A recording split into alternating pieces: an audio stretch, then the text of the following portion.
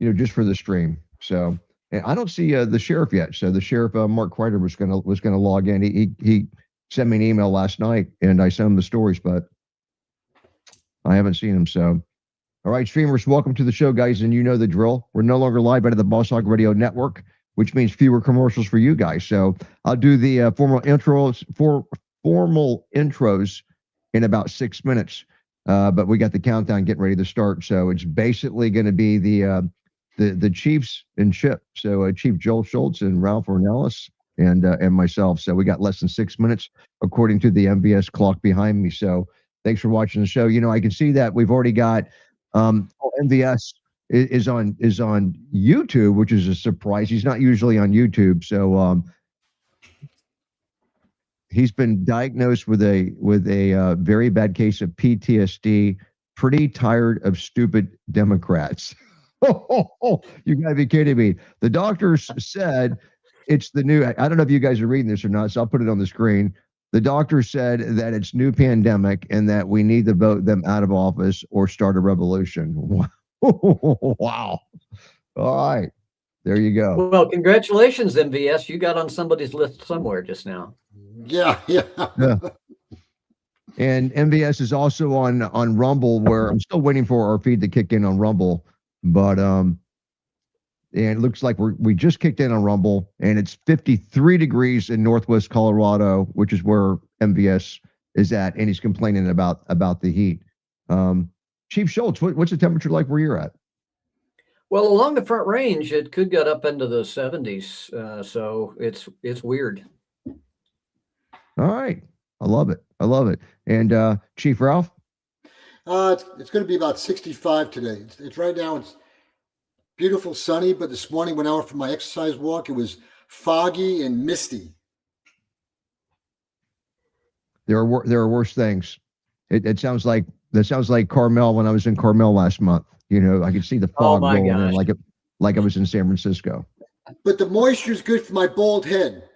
It's like going to the spa. When I was in Las Vegas for SHOT Show in January, talking about not having any moisture in the air. Let me tell you, my lips, I made it. I didn't really realize what was going on with my lips until it was too late.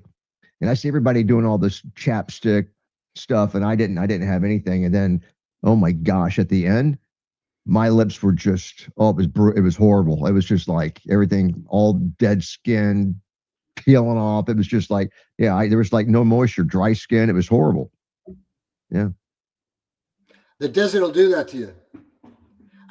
Back in my early days, I used to run races across the desert when I was running marathons and stuff. And you got to get ready for that. Hydrate, early the day before, 24 hours before that.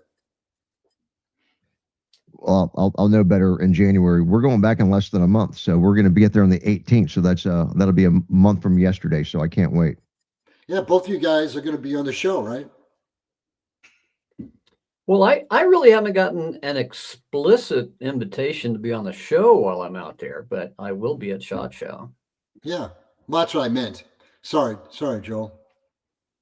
Yeah, I don't know. Am I going to be on the show out there, Chip? Or if you are there, I will have you on a show.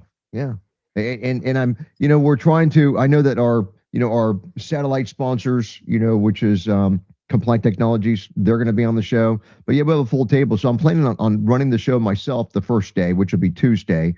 And then I think that's the 20th. And then after that, I'm going to work the equipment and let Brett and Jeff host the show, with you other guys, on there. So assuming that we have room at the table, for everybody. And I don't know how many guys are showing up. Like, some sponsors like Gauls is going to be there with Mike Badden, the CEO. So he's our title sponsor. So we're going to have him on the show and stuff. But and it'll be at 9:00 in the morning if we're able to pull it off on the live show, because that's 9:00 there is 12 noon here. The only issue I'm running with so far, they have everything Wi-Fi, but the equipment that we have is on Ethernet. A plug-in. So I got to get a hold of them today and see if there's an Ethernet option. If not, I got to see if I can figure out a workaround, because I've got this $4,000 box here.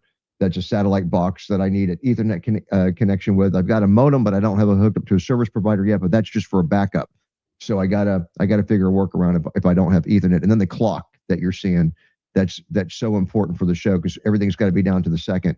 That runs off of Ethernet. There is a Wi-Fi option, but it is very. I'm a technical guy, but it is a little difficult to get that thing, fine tuned on a different Wi-Fi. That's why I like to run Ethernet on it. So we'll see what happens. If I just get one Ethernet connection, I'll get an Ethernet hub and I can run multiple jacks to it and I'll be good to go.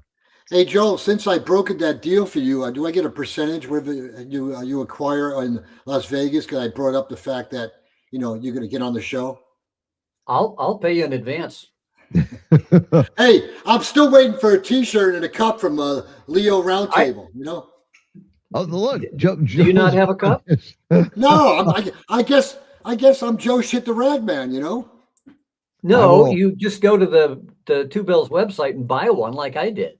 Oh, come on, Joe. I'm trying to work this guy like a fiddle. I'm not even paying myself a salary. Oh my gosh! But I will one day I will be able to do that for you. Maybe if we get enough sponsors, at SHOT Show, I'll be able to pull off and send gear to everybody and bow ties. So hey, we're 13 seconds out. I'm gonna start the music. Here we go, guys.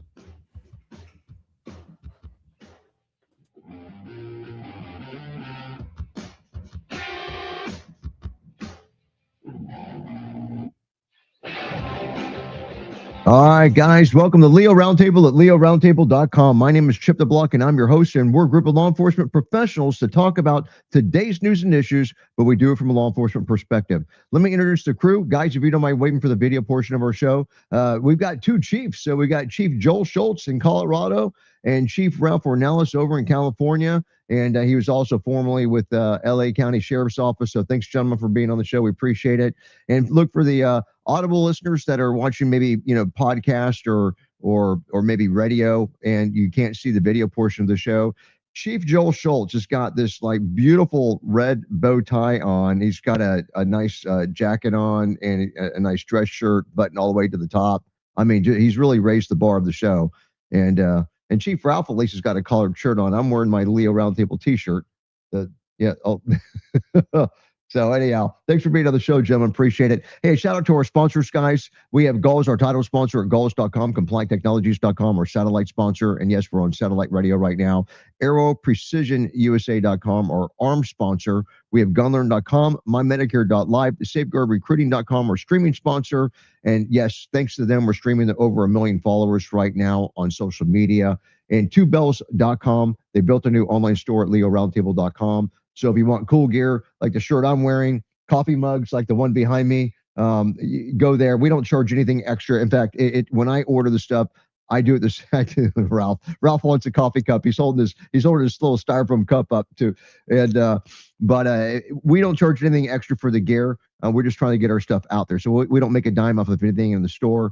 And so check it out. And, you may find something that you like. Also, FishOrlandoBass.com. Zach has got a bass fishing charter in Orlando, and it's right next to Disney. So look, when you're dropping the wife and the kids or the grandkids off at Disney World, steer over and hook up with Zach at the bass fishing charter, FishOrlandoBass.com. Or if you're feeling more adventurous, you can do the alligator, the Florida alligator hunting, where you catch and relocate the wild Florida alligator. It's a great opportunity. A shout out to Brian Burns for the Tampa Free Press at TampaFB.com. Thanks for carrying our content. Brian, also Ray Dietrich, or former lawman.com, and our own Travis Yates with lawofficer.com. Thanks to all these entities for helping make the show happen. And now, what in the world are we talking about? We just touched on it yesterday, but Dan Bongino is leaving government service, and I believe going back to do his radio show. And people say podcast. It's really a huge radio show that is syndicated by Cumulus Radio. So we'll be covering that first. And then we've got Sanford police officer arrested on 80 felony charges and an alleged off-duty detail fraud. And I mean, this guy, it said that he worked for a professional standards, which is, internal affairs. So I want to get some input from you guys on that one. We got 911 calls and body cam released after officers shoot a Las Vegas man attempting to hit them with a vehicle. Police officer pinned and dragged by a driver during a traffic stop. We got a Queens senior, so a civilian, begins a 4-year sentence on gun charges after a justified self-defense shooting. New York's got all these permit requirements, and the guy got jammed up. An armed suspect dies when he crashes into a house after shooting at deputies during a high-speed chase. There was a pit involved before he crashed into the house. I definitely want to cover that one today. A Texas officer indicted for murder after an on-duty crash kills 2 children. We got Waterbury detective justified in returning fire after being shot at by carjacking suspect. And then Missouri sheriff accused of ordering deputies to stop their DWI enforcement. So, and guys, we can take any of this out of order if you want to. The first topic, with Dan Bongino, it should be short and sweet. TheGatewayPundit.com is the source. Here is who is poised to become sole FBI deputy director after Dan Bongino's departure. So the Gateway Pundit reported this. There have been some other ones too. I thought this was the best article. Dan Bongino on Wednesday confirmed that he's resigning from the FBI and that he will be leaving in January. Of course, he was the deputy director for the FBI, working alongside but under Kash Patel. And here's a quote from that he made on X, which is formerly Twitter. I will be leaving my position with the FBI in January. I want to thank President Trump, AG Bondi, and Director Patel for the opportunity to serve with purpose. And most importantly, I want to thank you, my fellow Americans, for the privilege to serve you. God bless America and all those who defend her. And it goes on to say that, according to reports, FBI co-deputy director Andrew Bailey, and he was appointed recently, he's at least poised to ascend to Bongino's position as the deputy director without there being 2 people in that role. And he will assume additional responsibilities, including overseeing the daily operations, making key decisions. He was hired as co-deputy director back in September, and he served as attorney general in Missouri before that. And it's got some other stuff they're talking about, but they're talking about Bongino going back to do his podcast, which really means the radio show and stuff. And I don't know how you guys think. I think, I call it the Rush Limbaugh factor. A lot of people wanted Rush Limbaugh to run for government office.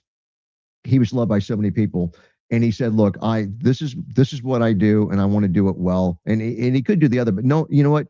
A lot of people can do government work, but not a lot of people can do what Rush Limbaugh did. And Dan Bongino, he had a great thing going, and he stepped away and gave that all up and all that money and stuff in order to do the FBI. Well, actually, whether it was the FBI or we all thought he was going to be in charge of the Secret Service, but he gave all that up. So, I don't know, how happy was, in that role, because, instead of just being a one-man show, now he's, you're working under an AG, under, the FBI, under Kash Patel, the director, and there's other restrictions on. It's not like you can just catch the wind or have informants like he's famous for doing and give the information out. Now you've got restrictions and limits on what you can do and say and stuff. So he's going to go back and do what I think he's best at, to be honest with you. And I think the country is better served by him serving back in his old role. He's got that huge audience. But what do you guys think, Chief Schultz?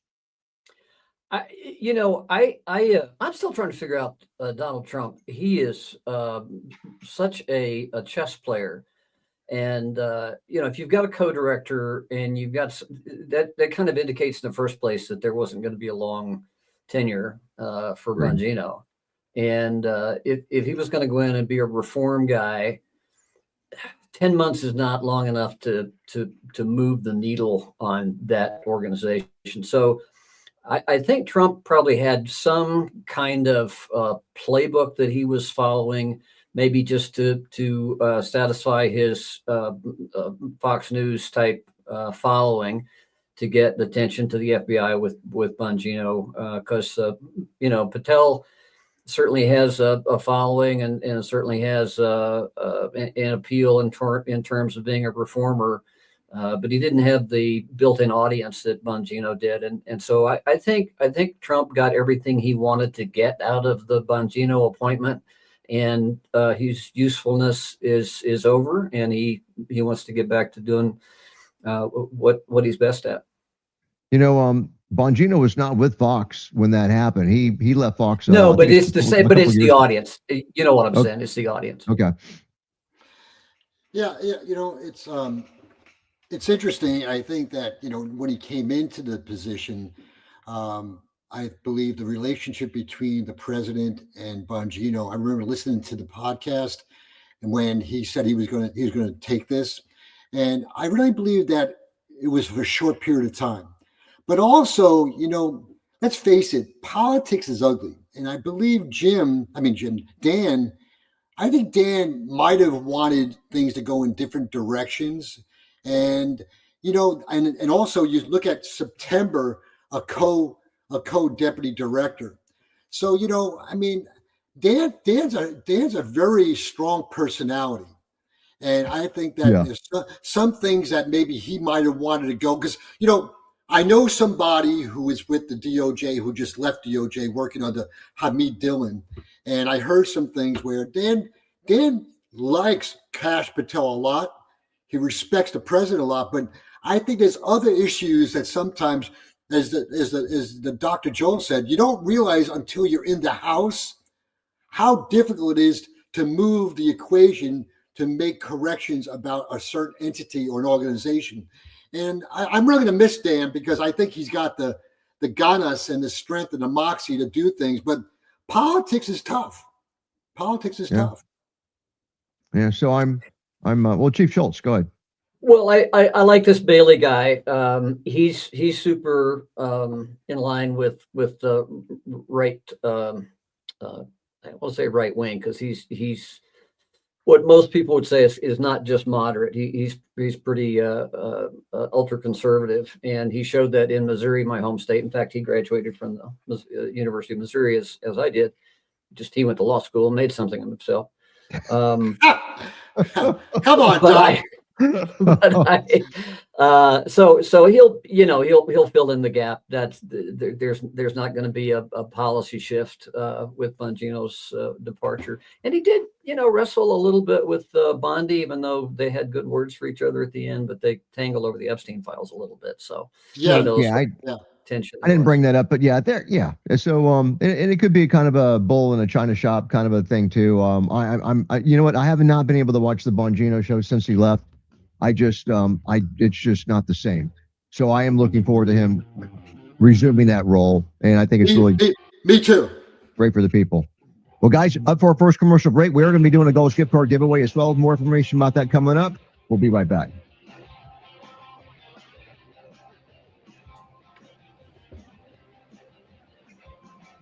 All right, guys, welcome back. And hey, we're talking about Galls at galls.com. And as police officers, we all love to buy gear, right? And when you throw the online option, it's like limitless. But I want to remind everybody about what's really important here. When you're going to buy gear or really buy anything, support the companies that actually support law enforcement. And I don't know if a company does that better than Galls at galls.com. And even their motto is proud to serve those who serve, which of course they do in spectacular fashion. Not only that, they walk the talk by supporting dozens of focused organizations like this radio show. So when you're looking for gear, please support our title sponsor by going to galls.com. And for the loyal listeners of the show, they're going to give you a coupon code in order to get 15% off your next order. That's good until the end of the year. Radio 15. So type in radio 15 in order to get that 15% off on most purchases. And also they have gift cards. We give away a couple every week on the show. We're going to give away one today. Hook up your family, friends, and loved ones with a new Galls gift card, and they will be your new best friends. And they have pants, tactical pants, galls.com.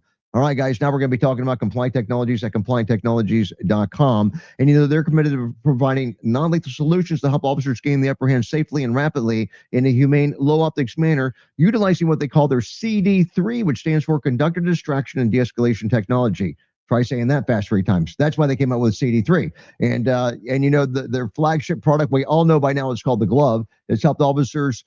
It used to be tens of thousands of times. Now it's like hundreds of thousands of times with no injuries. And you heard that correctly. No injuries. The glove has actually achieved non-lethal status in an arena that predominantly can only offer less lethal results. And when it comes to weapons retention, transitioning to a sidearm or conducted energy weapon, the glove at complianttechnologies.com, they have virtually eliminated weapons confusion. So stay ahead of the game with Compliant Technologies and the revolutionary CD3 that hundreds of agencies have already turned to nationwide. And friends, take it from me, when it comes to safety, this is one of the most common sense hands-on solutions that's ever come along. So go to complianttechnologies.com today and tell them that Chip sent you, complianttechnologies.com. All right, guys, 2 minutes before we come back to the radio portion of the show. And I think we're off to a good start. And, Ralph didn't get to tell any of his old man injury stories. We were talking about we had our little organ recital, but he never got to pitch in on anything. I had neck surgery in 1998, Doc, and Chip, 4 levels in my neck, and they took bones from both sides of my hip and fused it back in because it was all crunched like this. They opened it up and let the nerve endings come out. And you know what's really interesting? They wanted to retire me, the LA County Sheriffs. And my uncle, who was LAPD captain, he got me an attorney, and I fought to keep my job. And guess what? I went from sergeant to commander in the sheriff's department, but they wanted to retire me, and I wasn't ready for that. So at least they got you off the street. No, I went back on the street after. Are you kidding me? I went back on the street after three months of recovery and became a lieutenant in gangs and 9 years on the gang unit out in the street. I loved it. Wow. Well, gang unit. Fun. It was fun. It was fun. Fun. Yeah. But not only I should say just fun, but the amount of great investigators that I worked around were amazing. The creativity, the intellect, the experience, and it just, you know, it makes you proud when you put teams together to confront, you know, gang street crimes, which are probably the hardest crimes to solve because you're dealing with victims who are gang members too. I'd love to see the inside workings of that Brown University shooting, but that's another topic. Me too, Doc. I got to tell you, I'd like to know how that all evolved. Well, guys, we're coming up on the coming back to the radio portion of the show, so I'm going to start the music. Your favorite music. Here we go.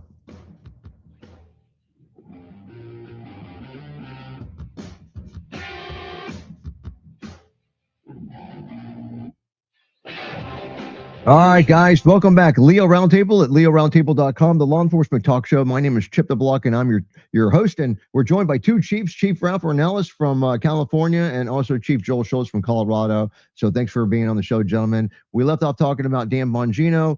He's leaving the FBI, going back to do a show, the Dan Bongino Show. So we're excited about that. And our next story, we've got an update story, Fox35Orlando.com. Sanford police officer arrested on 80 felony charges in alleged off-duty detail fraud. So what they did not say is they didn't talk about crimes here in Florida and crimes of moral turpitude, which this would qualify.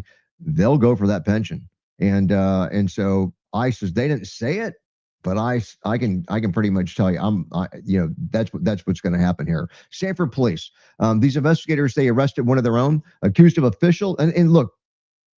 Let me just stop right now. You know, we all have people that say cops don't need to investigate themselves. You need outside agencies to investigate this and investigate that. You know, it's kind of like, they forget about attorneys and how doctors, roll. So this is one for the good guys. We can regulate and catch around. The system for the most part by far works. And this is an example of how well it works. Sanford police, the investigators arrest one of their own.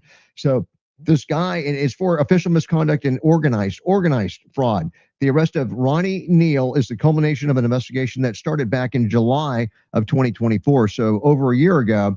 The backstory, this investigation found that Neal falsified off-duty work to charge the city for hours that he actually did not work, according to the Sanford Police Department. And this investigation started last year, 2024, when the city's finance department said it discovered that there were unpaid vendor accounts and discrepancies in off-duty detail records. Now, Neal, the cop that is getting jammed up, he was actually the off-duty detail coordinator. But that was not his only job. So, like with my agency, Tampa, we have a whole off-duty office and people. I mean, that's like a full-time gig, right? So it must have been a much smaller operation, but he was the off-duty detail coordinator. Repeatedly, according to them, failed to provide documentation, according to the investigators. So by November of 2025, so now we're talking, a month ago, patterns suggested criminal activity, leading to a formal investigation and Neal being placed on administrative leave in December. Now, Neal, he's a Sanford police officer and has been since 2003, and he's also an investigator in the Professional Standards Unit. So to me, that's saying he's a freaking IA investigator. Allegedly created fictitious, so he lied, off-duty details between October of 2023 and July of 2024. Additional charges may be possible as the investigation continues. They're not even done. This is just what they've got so far. This is horrible. Police Chief Cecil Smith called Neal's actions a betrayal of public trust, saying the officer used his badge as a shield to hide his criminal acts and vowed to hold him accountable. And as I always say, nobody hates a bad cop more than a good cop. And they're going to yank this guy's freaking pension. And the only thing that bothers me is that you can be a good cop for 18 years, and if the last 2 years you do something bad, from years 18 to 20, they're going to yank your whole pension, even the first 18 years and everything. I've always felt that was a little unfair, but you're not going to see me taking up for this guy in any way, shape, or form. Commentary on this, guys? We got about almost 4 minutes. Chief Ralph. First of all, the length of time that this went on, number one, and what is the process of checks and balances of this Officer Neal, that a sergeant, a lieutenant doesn't do audits, that other peers don't know what's going on here, and here he's got the fox covering the chicken coop and stuff. He's controlling all the money he's coming in, dispersing maybe his buddies also getting this overtime, special event overtime. And he was a previous professional standards internal affairs. I got to tell you, yes, I mistrust, basically violates the trust of the public, not only in the trust, but monies. I look at the lack of leadership on this also, the sergeant, lieutenant, and, the chief says some right things, but guess what? I don't know the size of this department, but the chief has to know what's going on here. What is his culpability also? The fact that this went on for so long. And I wonder how much monies was actually funded. They didn't say. There's a reason why. Well, exactly. Yeah. So, I look at and I want to hear from Joel too, but I just want to say this. It all comes down to checks and balances, audits. You don't give somebody all the authority to run all this special event overtime without somebody overseeing him. Yeah, good point. No, Ralph, I agree with you, and you always have to ask the question, who's watching the watchers, and you want your people to be trustworthy, but you don't operate purely on trust. There's got to be checks and balances. So I'm 100% with you. Now, for in my experience, and it's probably true with smaller agencies, we're kind of city mouse and country mouse here between Ralph and I. You didn't run, you got authorization and there were policies about off-duty employment, but you didn't run it through the agency. You just collected a check from whoever paid you. So this is foreign to me in terms of the way that it operated. And yeah, kudos to the department for facing the embarrassment of having an officer that did this. But they're also facing the embarrassment of having this happen 75, 80 times before it finally came to light. And so, yeah, this audit process that should have been ongoing, as Ralph talked about, apparently was missing. So it's embarrassing all the way around, and good on them for going after the prosecution. Mm-hmm. And it could be, I'd be curious to know what the dollar amount of loss is, Chip. That's like going to be super felony. Not to give a free plug here, because we used to have a company or two that this is what they do. They come in and they take over the off-duty operations for a police department or a sheriff's office, and it doesn't cost the agency anything. They make their money off the gigs, and they take full responsibility for everything. So another support for agencies like that, like if I was Sanford Police right now, at this point, I would get somebody else to come in and take over, because this is just such an embarrassment and so bad. But guys, we're coming up on our second commercial break. And on the break, I will talk more about the Goals gift card. But if you're watching the show on the stream, type in the word Goals, give us your email address so I can email you the card if you win it.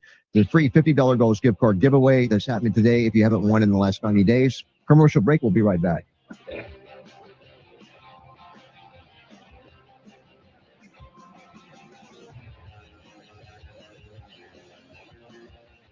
All right, guys, introducing Aero Defense by Aero Precision at aeroprecisionusa.com, a beacon of durability, dependability, and all-American craftsmanship in the realm of duty rifles and, yes, We're talking about long guns. They're born from an aerospace engineering company, so you know these guys know what they're doing. And Aero Defense by Aero Precision demands perfection because selling for anything less is not an option when your life is on the line. Visit aeroprecisionusa.com for a lineup that matches every discipline because they basically have something for everybody. And you know, back since 1994, they've been quietly leading the AR builder parts domain, but now they're making waves in the complete rifle arena with soulless bolt actions. And that's not all. Their M4 E1 Pro and Mod 4 handguards, they hit the market last year at aeroprecisionusa.com. The embodiments of duty rifle excellence now being tailored for the civilian customer, which means that now you guys can start getting your hands on some of the primo stuff. And their M5 AR 308 platform, nothing short of spectacular. So don't settle for less. When you can have the best, head over to aeroprecisionusa.com.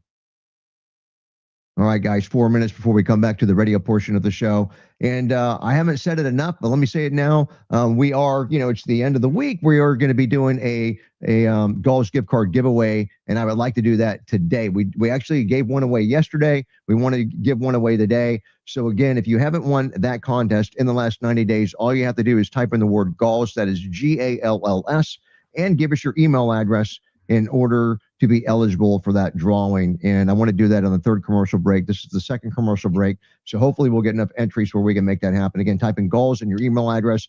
A few days ago, we had a female that typed in the word calls, like with a C instead of a G, like you're calling somebody. And I couldn't give her the prize. So make sure you spell Gauls correctly, guys, and give us your email address if you haven't won in the last 90 days. So you guys having fun bless so her far? heart, she didn't need any police equipment if she didn't know what Gauls was. Well, unless it was just a typo, you're probably right. So, yeah, bless her heart. Hey, Chip and Joe, first of all, audience, Merry Christmas, Happy Holidays, Happy Healthy New Year to everybody. And we're so blessed to have Dr. Joe with that bow tie today and looking real dapper. Chip put on his T-shirt after he did 100 push-ups, and it's all sweaty.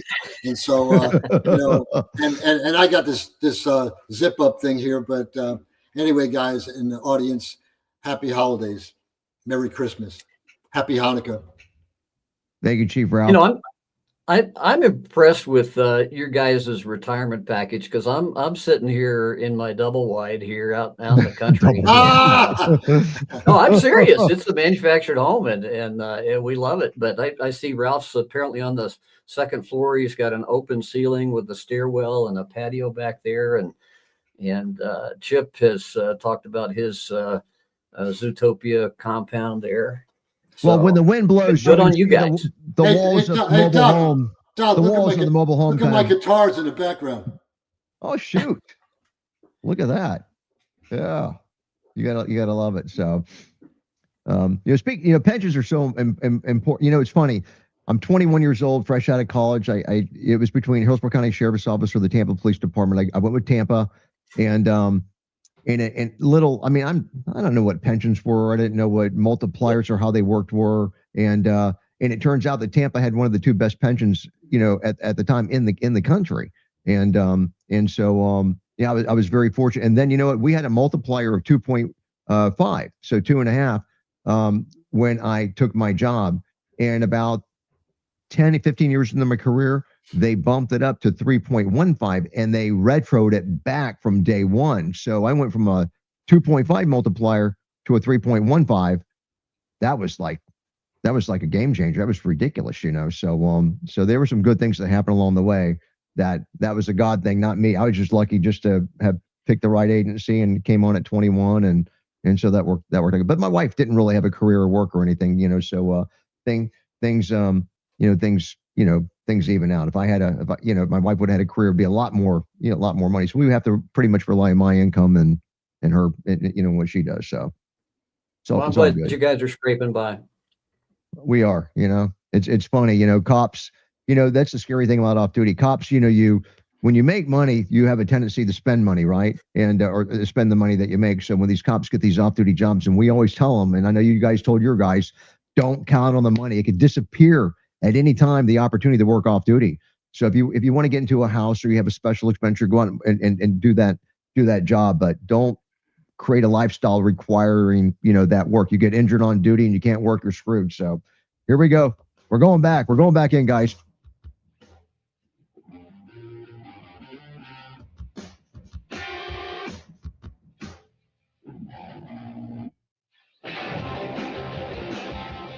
All right, guys, welcome back. Leo Roundtable at leoroundtable.com, the law enforcement talk show. My name is Chip the Block, and I'm your host. We're joined by Chief Joel Schultz in Colorado and Chief Ralph Ornelas in California. And man, we're all over the place. I'm in Florida. We got, Schultz is in Colorado, and Ralph, he never did leave California. He's like, you're just like embedded there. So, yeah, we got almost the whole country covered. So, hey, are we done with the last topic? You guys ready to go to the first video? Because I'm going to take things out of order. Is that good, Chief Schultz? Do you have something else you wanted to add?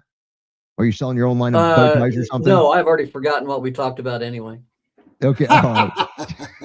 so I'm going out of order, guys. I'm going to go on the video 3. This is the guy that ran from the cops, and we did the pit, and he crashed it into the side of the house, and he died, but he didn't die like people would suspect from the article anyhow. So rumble.com, our favorite law enforcement video channel called This Is Butter, armed suspect dies when he crashed into a house after shooting at deputies during a high-speed chase. Not very often you get to pursue someone while taking incoming fire. And this guy, he was not discriminatory with just one cop. He didn't care who you were. He's shooting at you, right? So, and I like the name of the county. It's called McCracken County. Like the crack. You know what the Kraken is, right? Okay. I see Ralph nodding his head. The Kraken's that beast that that was back in the folklore with like Zeus and Apollo and all that stuff. So release the Kraken. Yeah, yeah, exactly. So you know what I'm talking about. So McCracken County, Kentucky. I can already tell now. Chief Schultz is making note. He's going to look that up after the show's over. So are you familiar with the Kraken, Chief Schultz? Are you into that stuff or? I've studied a lot of mythology, but no, that doesn't ring a bell with me. Boy, the beast. But then, like I said, I don't remember what I did 5 minutes ago. Yeah. All right. Yeah, they held the head of Medusa, and they used a virgin to lure the Kraken out of the water, out of the ocean, and then the head of Medusa froze. Am I on the money on that, Ralph? I mean, yeah, it was. Yeah. Anyhow. I know I'm getting off. My mythology and Latin teacher would be rolling over in her grave. Okay. A Marshall County Sheriff's Office deputy was returning home from an event around 8 o'clock in the evening, and this happened on November the 7th, and he noticed a pickup truck towing a camper driving recklessly with a flat tire of all things. So the deputy, he tries to stop the driver, but this is where it starts to go south.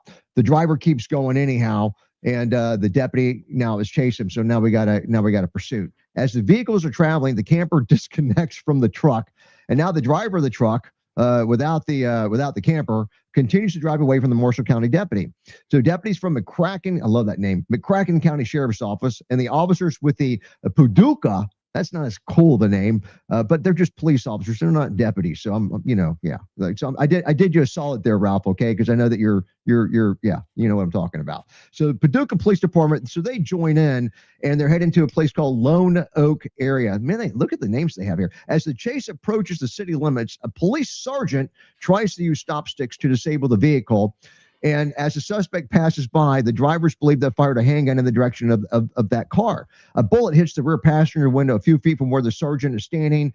And the sergeant wasn't injured. But then, according to McCracken Sheriff's Office and the agency, the driver also fired shots in the direction of officers. And if you watch the video, there's just shots being fired at everybody. According to the McCracken County Sheriff's Office, these shots are headed or in the direction of the officers in the chase. So McCracken County says that several rounds hit deputies' vehicles in an attempt to end the chase. Officers decide that they're going to do a pit maneuver. And it's not necessarily, look, at this point, it's like, you got to get this guy off the road. I mean, even if the road conditions aren't perfect, or if it's wet out, or if there's other drivers there, someone had to make a gutsy call. The suspect, they do a pit.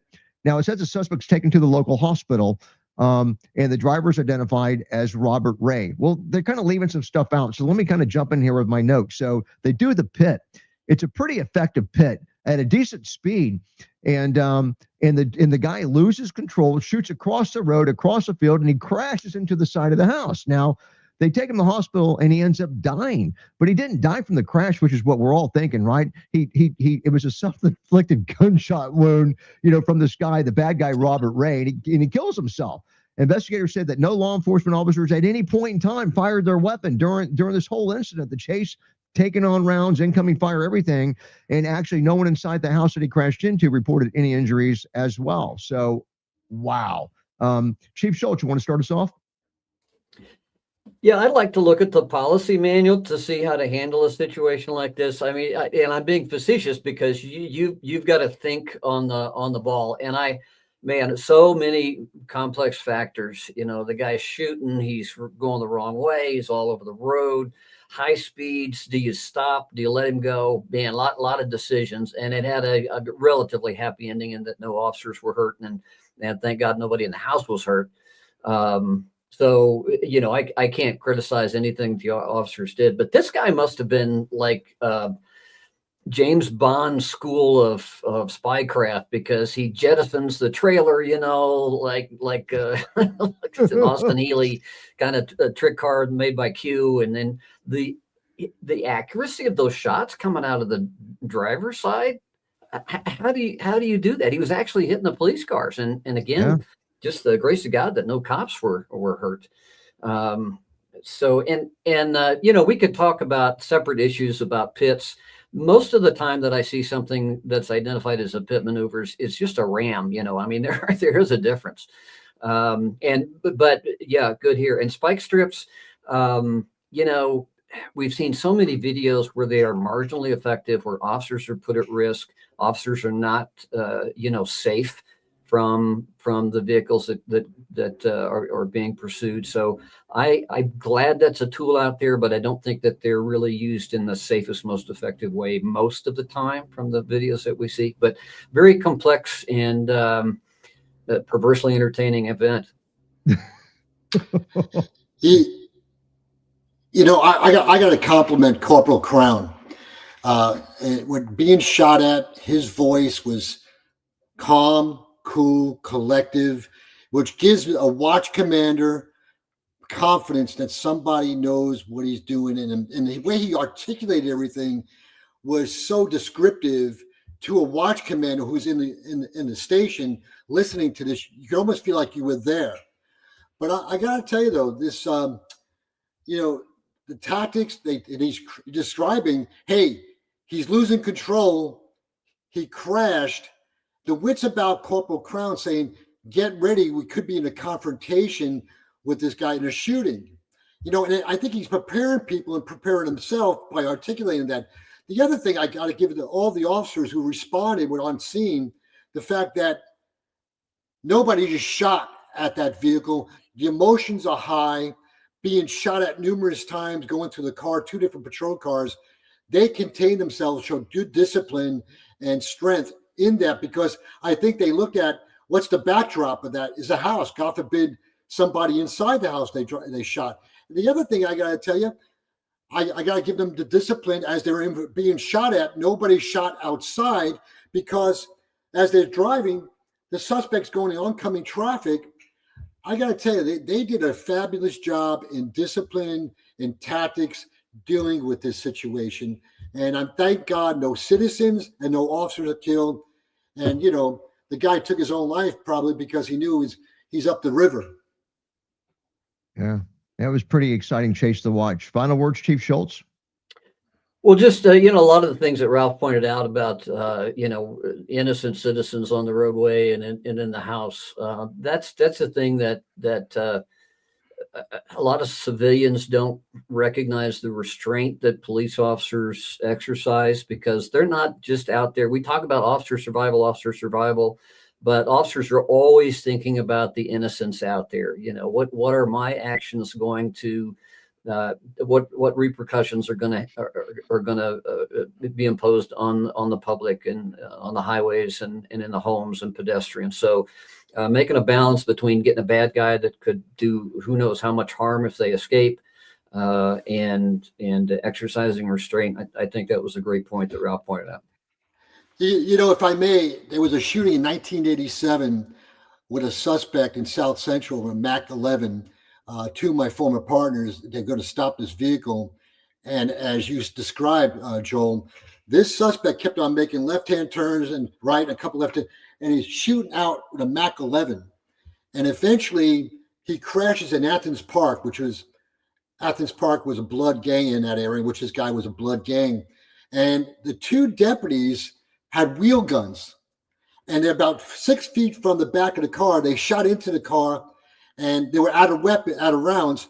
Brent Tungett came around. Brent used to play football, defensive lineman for the Seattle Seahawks, comes around with his backup. He's down to a 5-shot and shoots to the back of the window and hits the guy in the shoulder twice, right shoulder, and the guy gave up. But, you know, these are type of things that this incident and that incident, but the incident for the sheriff's department in 1987 made us go to the Beretta. Oh, is that right? Yep. Yeah. Capacity of rounds. Yeah. 9mm Beretta. Good gun. Heavy, but good. Hey, guys, you're up for our third commercial break. Stick with us. We'll be right back.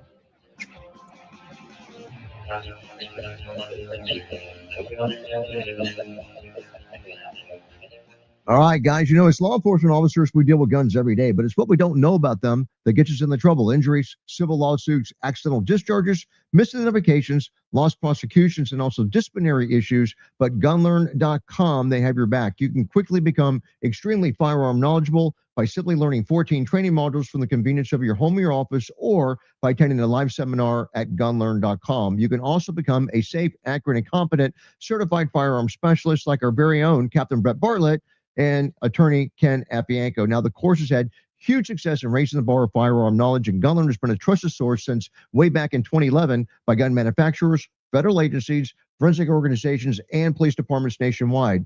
Now, if you have your own agency, if you're a chief or a sheriff, the founder, Daniel Kelly's got a deal for you. You can actually host a seminar for absolutely no cost. It's an amazing opportunity.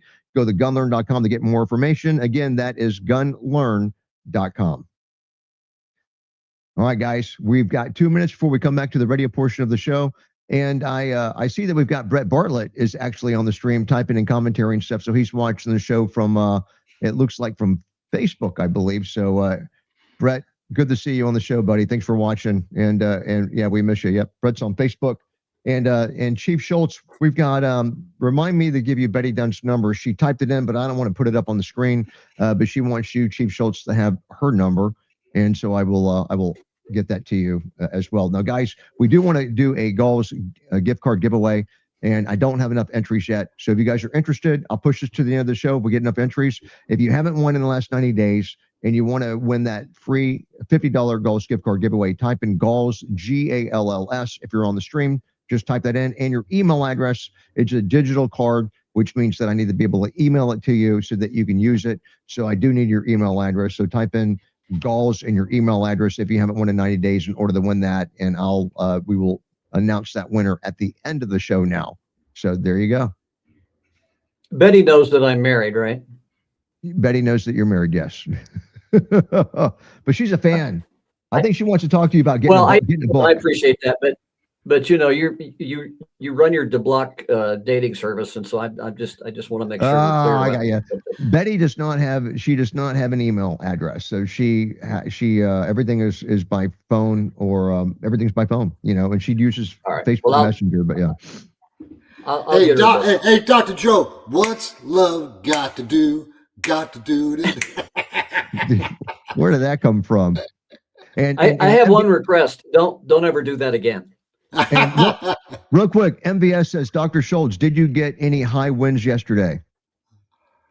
Well, only about 70, so that's pretty typical for Southern Colorado. No big deal.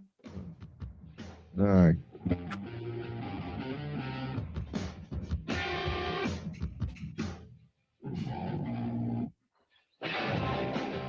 All right, guys, welcome back. Leo Roundtable at leoroundtable.com, the law enforcement talk show. My name is Chip DeBlock, and I'm your host. We're joined by Chief Joel Schultz and also Chief Ralph Ornelas.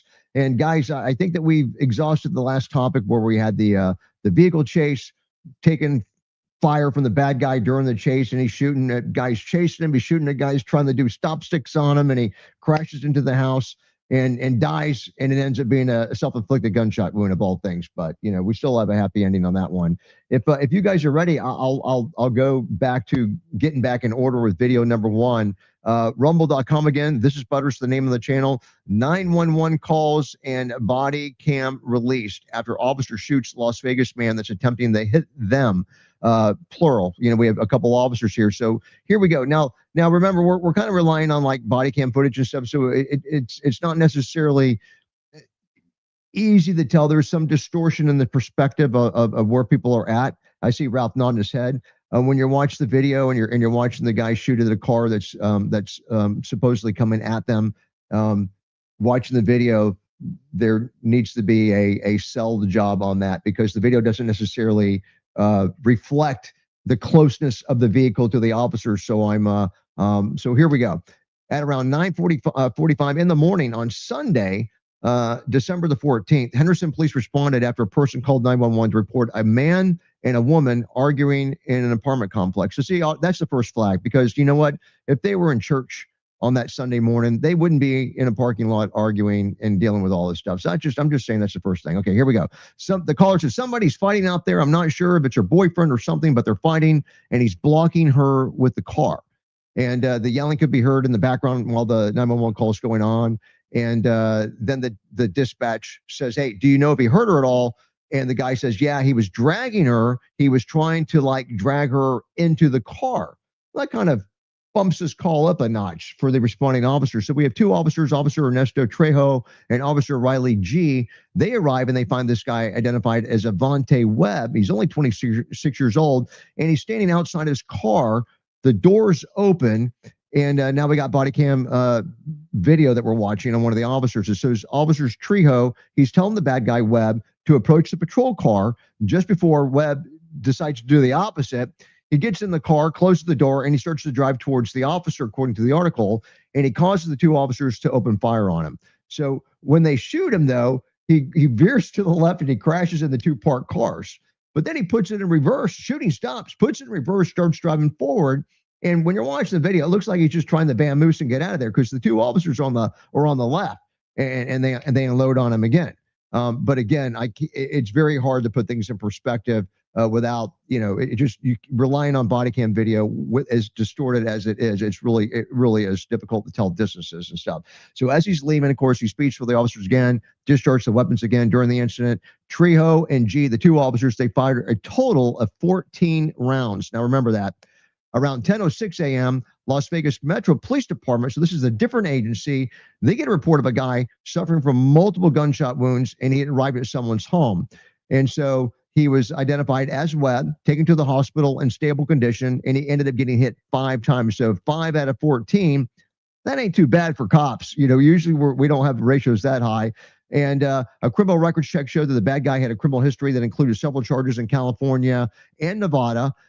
He probably got a free CDL in California while he was there, Ralph. And then he also went to prison for robbery and failing to stop on a signal from an officer. He faces charges of, and I thought I would throw this in here just to let people know with everything that went on, what the charges were. So assault of a protected person, resisting a public officer with a deadly weapon, violation of a temporary protection order. So there must have been the order between him and that female. Revoked driver's license, duty to stop at an accident with an attended vehicle, and the possession of a firearm by a prohibited person, which tells me he's probably a convicted felon.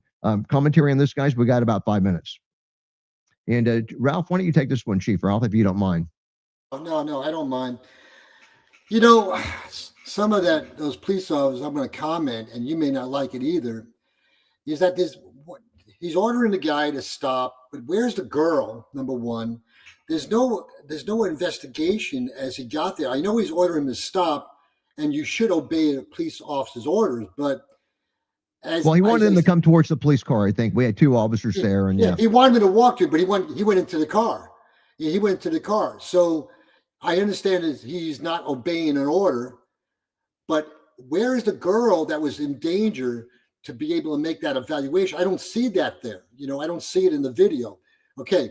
The other thing, tactics, probably would not have gotten in front. I would have went around the driver's side to put myself where the car is to order this person with my partner, because a car is a weapon. Yes, it is. But the other thing is this, though. When I saw the suspect's car, his wheels were turning to the left before he even shot. And I know it's hard to regards the distance between the vehicle and the officer, but what do you have at that point? Contempt of cop at that moment where he's not obeying his order, but does that require a deadly force situation? because I got to tell you, the wheels were going in a left-hand turn. And then afterward, after he shot the first time, the guy backed up and turned left, and he continued shooting. So you could always justify it because a weapon is a vehicle, but also I got to look at, what is the judgment of this officer at that moment in time? But what didn't even conduct a complete investigation at the time, inquiry. What's happened? I just, it's a lot of questions on that, a lot of questions and tactics and shoot and don't shoot. So go ahead, Joel. Yeah, I think the justification for all of that would have to be from what the officers who fired, what were their reasonable perceptions from their head and their eyes and the environment. You're right. There's so much distortion, I think, potentially in the views that we had. I would like to have seen a drone overhead view to kind of get a better sense of proxemics there. The shooting at the vehicle as it was leaving, and I don't know what the consensus has been across the country as far as professional standards shooting at vehicles. It's such a controversial subject, and there's so many variables. But shooting to prevent an escape, I think whoever the prosecutor was that preferred these charges did a good job of doing things that helped. And I think it was a real reflection of the intent and actions of the bad guy. But it's going to help the officers in justifying their behavior by talking about the suspect's assaultive behavior. I didn't see a place of escape when the vehicle appeared to be coming to the officer. And so, popping up a couple of rounds, I could understand that. What good that would do? We always have that debate. What good does it do to kill the driver who's coming at you and the car's not going to stop? So just a lot of rapidly moving things, and from the human performance perspective, so much perceptual distortion going on there in terms of sensory awareness and speed of approach of the vehicle, just really complex. On balance, I think if you had a really strict use of force investigative process for departments that really, really want to keep their thumbs on the officers, I'm not sure how that would go. Yeah, I've said for a while, because watching these videos we're in our actually, I think we're past our 10-year anniversary now, so we're in our 11th year right now. But we need to have more training and shooting at and from moving vehicles or occupied vehicles. You can't say that you'll never do it, because there's always going to be a time where it's like saying never use a carotid restraint. Well, if you're in a deadly force situation, guess what? You can use a carotid restraint. So you can't say that there will never be a situation. But I think we have to have more training. I agree. More training, and also more training in certain tactical situations approaching a vehicle, and also as you're stopping head on, do you get out of the car as a passenger, confront, or you take a different approach to protect yourself and your partner? Good point. No, I can't disagree. So, well, guys, we're out of time, and thank you so much. I know Chief Ralph and Chief Joel Schultz and Ralph Ornelas. Thank you guys so much for being on the show. What a great way to wind it up. Next week we're going to have live shows Monday and Tuesday, and Wednesday and Thursday, Christmas Eve and Christmas Day.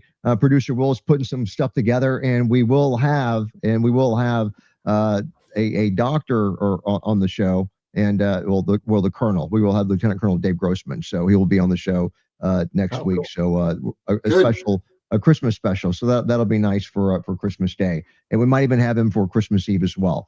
So watch for that. I do want to mention the Wounded Blue at thewoundedblue.org. Lieutenant Randy Sutton's 501c3 helping couples out with PTSD and other issues. Also, Galls.com, CompliantTechnologies.com, AeroPrecisionUSA.com. And Galls is having all kinds of sales right now, guys. Gunlearn.com, on Medicare.life, SafeGuardRecruiting.com, 2Bells, and FisherLandOBass.com. Thanks for the support. We'll see you guys back to next Monday at 12 noon Eastern. And we're going to keep this going for the next minute and a half just to keep the satellite company happy. And at the end of the show, Chief Schultz, I will give you Betty's information. And, she typed another message saying she just wants some books. So Yeah, I know that. She knows that. I just want everybody to know that. Oh, okay. Well, wow. I'll tell you what. This is on the way. That's on the way. Okay. Hey, so now since he told us that, Chief Ralph, I'm thinking that the next time you and I are on a show together, and Chief Schultz is not on to defend himself, you and I are going to have some fun. I know. And hey Betty, if you're watching, Betty, I thought I was your favorite guest on this show. I'm completely hurt right now. My heart's broken. Well, Jeff Wettinger went and hooked up with Betty at her place and met her in person. A couple months ago, So yeah. So Betty's the talk of the town. I'm telling you. I would, Chip, if I were Jeff, I would want you to rephrase that entire sentence. I plan my choice of words carefully. I'll have you know, Chief Schultz. So hey, it's been a great show. Look, we don't have enough. And let me just scan one more time. I don't think that we have enough entries for the Gold Gift Card giveaway. So we will, but we'll you know what? I'll plan on doing it on Monday and Tuesday of next week. The Gold Gift Card giveaway. So guys, plan on that. And well, I'm looking at MBS typing in saying that. MBS is saying just some books, wink, wink. That's what he types it on Rumble. And but apparently they got winds in over 100 miles an hour in Wyoming, 144. Is that wow? We have nothing close like that here in Florida. So wow. Yeah. You better tie that trailer down, Dr. Schultz. We're grounded. Yeah, we're grounded. We've got tarps and sheets of corrugated tin all around the bottom. Hey, we're having too much fun. Hey, streamers, thanks guys so much for watching the show. Have a wonderful and safe weekend, and we appreciate your support. So thanks so much. And MVS, I'm still drinking the Black Rifle, and this one is it's the Freedom Punch, which I love, and I'm still drinking this. And hey, the coolie that I have is available at our online store. If you go to leoroundtable.com, go to the online store, you can get cool things like this coolie and stuff. So we appreciate everybody's support. Have a wonderful weekend. And yeah, I know Chief Ralph wants a coolie. He wants something, a coffee mug, coolie. We'll have to work on that. So look, thanks guys for the support. We'll see you back Monday, 12 noon Eastern. Thanks for the support. So I'm going to go